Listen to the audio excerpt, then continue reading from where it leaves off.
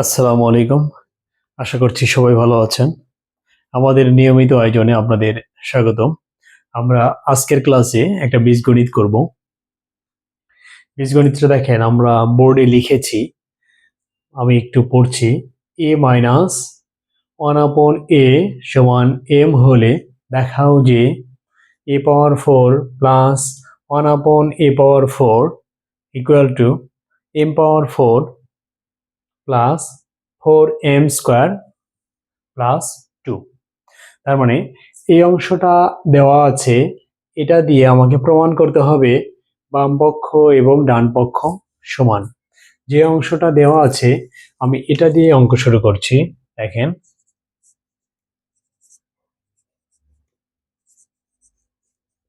দেওয়া আছে a minus 1/a সমান m।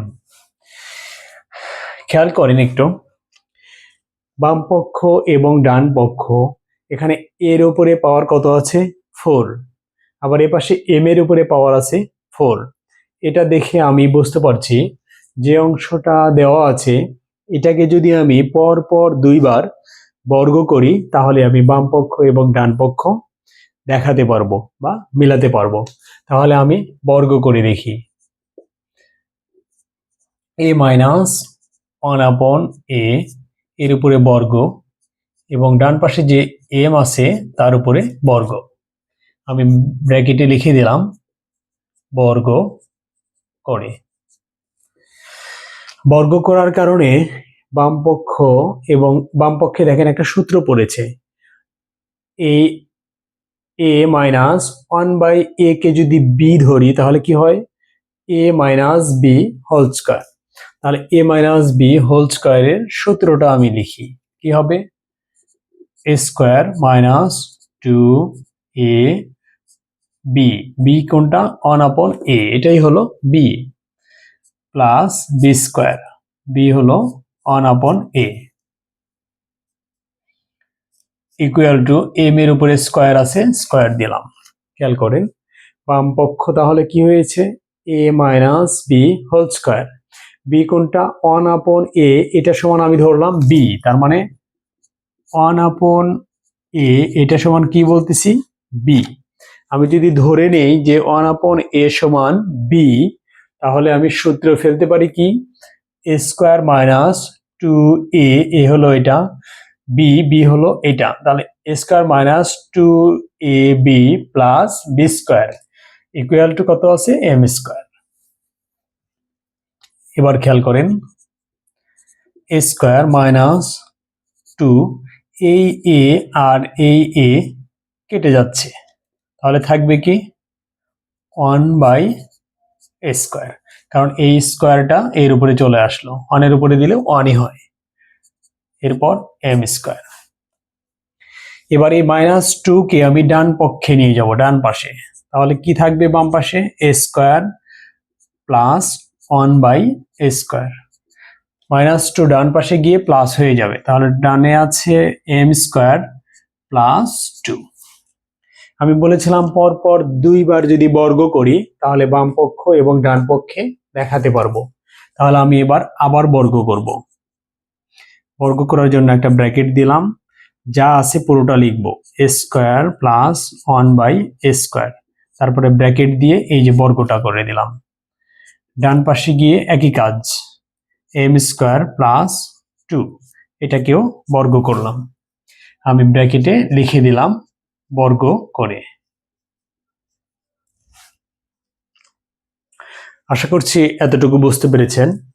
এবার দেখেন বাম পক্ষে আবার আমি বর্গ করার কারণে আবার সূত্র পড়েছে, তার মানে আমি যদি এবার এই পুরো a স্কয়ার সমান a ধরি এবং 1/a স্কয়ার সমান b ধরি, তাহলে কি হচ্ছে a plus b whole square. আবার এখানে যদি আমি m স্কয়ার সমান a ধরি আর 2 সমান b ধরি, তাহলে এই পাশেও কি সূত্র পড়ছে a plus b whole square. তাহলে আমি আবার সূত্র লিখব, বাম পাশে এই পুরোটা হলো a, এই এটার উপরে স্কয়ার প্লাস 2, এ কোনটা এই পুরোটা, তাহলে এ, বি কোনটা, এই পুরো অংশটা বি, তার মানে 1/a স্কোয়ার এটা হলো B, plus B square, B কোনটা 1/a স্কোয়ার এই পুরোটা হলো বি, তার উপরে স্কোয়ার। দেখেন আমি সূত্রটা পড়ছি, A square plus 2ab plus B square. ঠিক একইভাবে ডান পাশে এ স্কোয়ার কোনটা, এই এম এটা হলো এ, তার উপরে স্কোয়ার, প্লাস 2, এ কোনটা এম স্কোয়ার এটা হলো এ, বি কোনটা 2, প্লাস বি স্কোয়ার, বি হলো 2 তার উপরে স্কোয়ার। দেখেন A plus B whole square, এর সূত্র কি লিখলাম আমি, A square plus 2ab plus B square. বাম পক্ষে তাহলে এই এর উপরে পাওয়ার 2 আছে, আবার পাওয়ার 2 আছে, তাহলে পাওয়ারে পাওয়ারে গুণন হয়। একই জিনিসের উপরে বা একই ডিজিটের উপরে যদি দুটো তিনটা পাওয়ার থাকে, প্রত্যেকটা পাওয়ারই কি হবে, গুণন হবে।